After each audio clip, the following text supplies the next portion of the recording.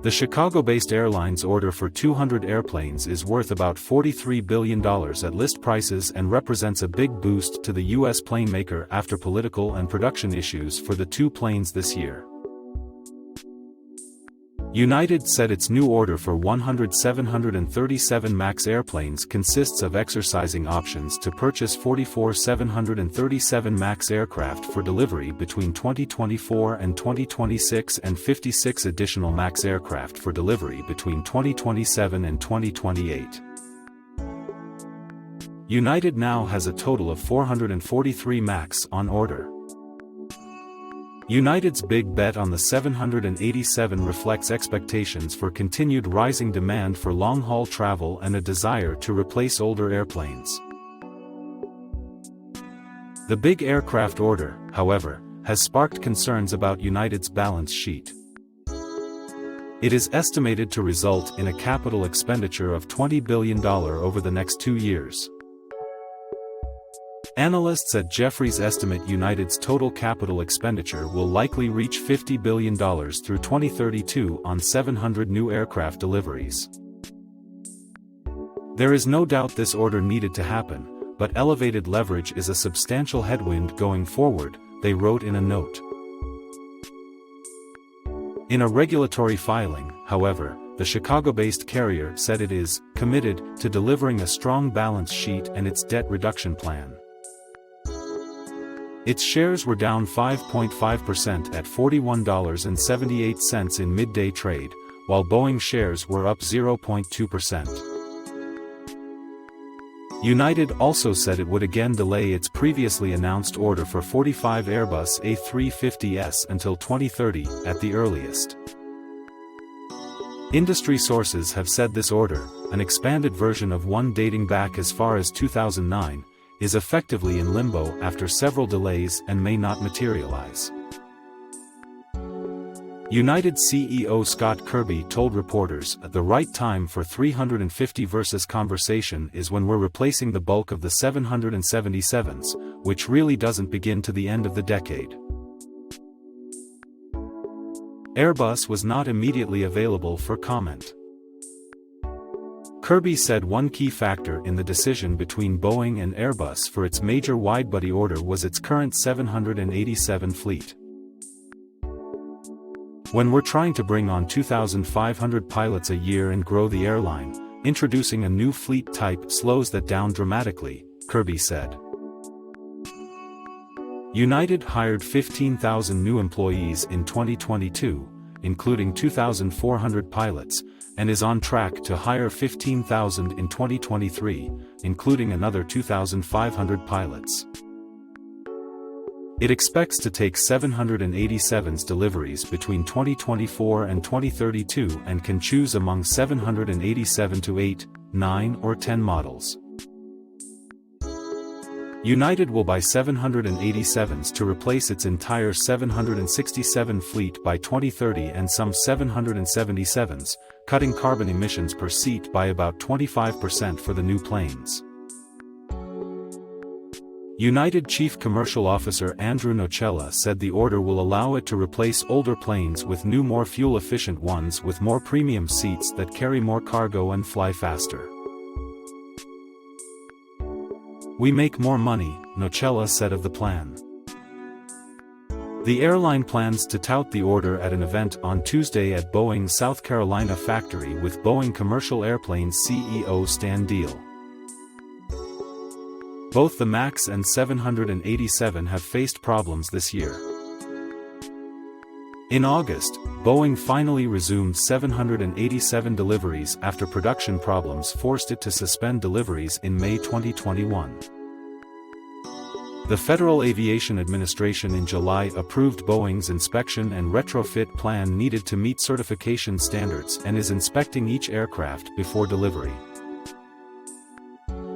Last week, Boeing suffered a setback when Congress declined to extend a looming deadline that would impose new safety standards for the MAX 7 and MAX 10 variants.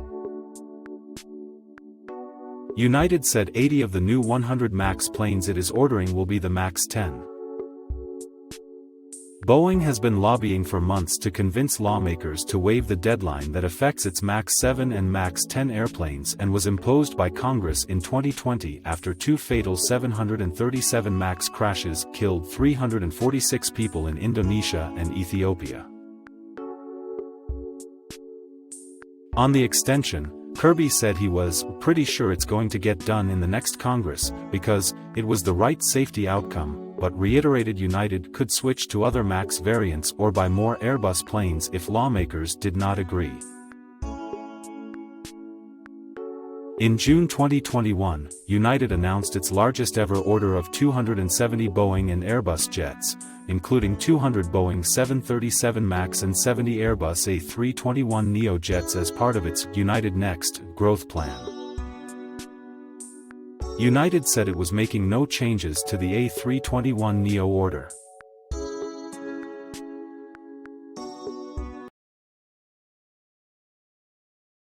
Nuclear fusion breakthrough, a milestone for the future of clean energy, U.S. officials say. U.S. Department of Energy officials announced a history-making accomplishment in nuclear fusion Tuesday.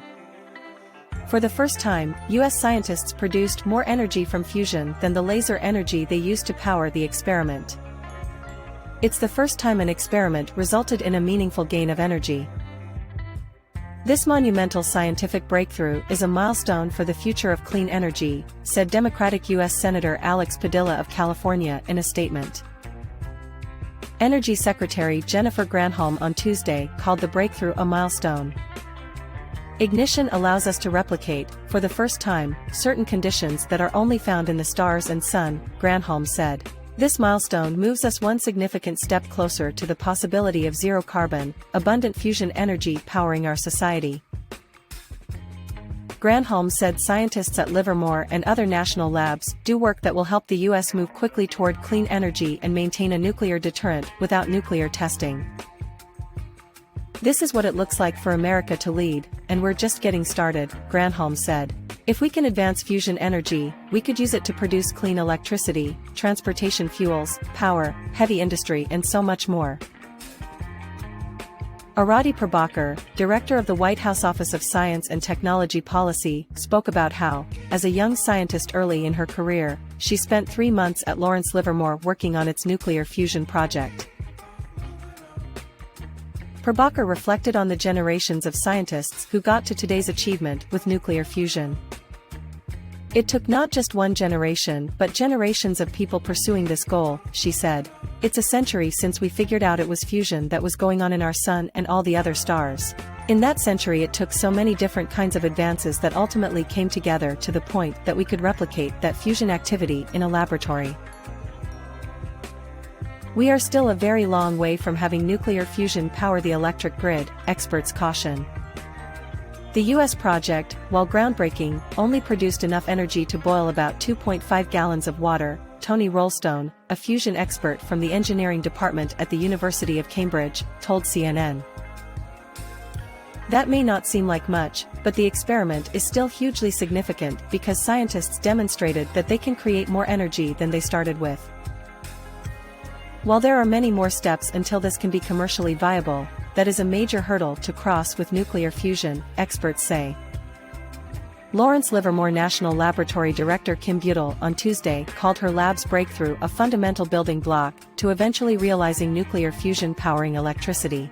She estimated it will take a few decades more work before it's ready for commercial use. I think it's moving into the foreground and probably with concerted effort and investment, a few decades of research on the underlying technologies could put us in a position to build a power plant, Butel told reporters. With real investment and real focus, that timescale can move closer. Past fusion experiments, including one in the United Kingdom, have generated more energy. Even so, the UK project only showed an energy gain of less than 1 megajoule. Neither the US nor UK-based projects have the hardware and steps in place to convert fusion neutrons to electricity, and White, head of MIT's Department of Nuclear Science and Engineering, told CNN. Butel said both European fusion projects that run on magnets and the US laser-based system can work alongside each other to push advancements in fusion forward. Granholm added the federal government welcomes private investment in fusion as well. Buell stressed that there are many more steps to take in the coming decades until nuclear fusion power can turn our lights on and heat our water. "I don't want to give you a sense that we're going to plug the into the grid, that's not how this works," she said. But Rollstone pointed out that big ambitious nuclear energy projects must start somewhere. In 1942, scientists in Chicago ran the first fission nuclear reactor for just 5 minutes in its first run. 15 years later, the first US-based nuclear power plant went online in Pennsylvania.